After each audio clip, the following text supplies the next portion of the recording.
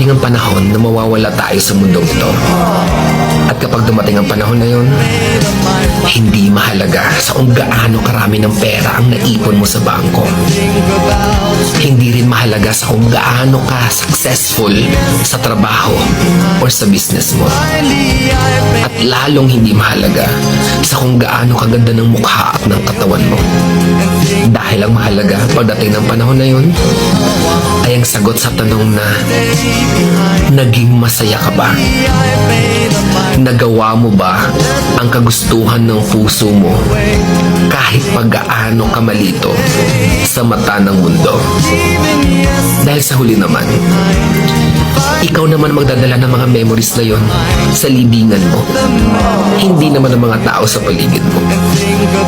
So make sure na bago pa dumating ang panahon na aalis na tayo sa mundong ito, siguraduhin mo sa sarili mo na magiging masaya ka at magagawa mo ang kagustuhan ng puso mo kahit pag-aano ka kontra ng mga tao sa puso mo.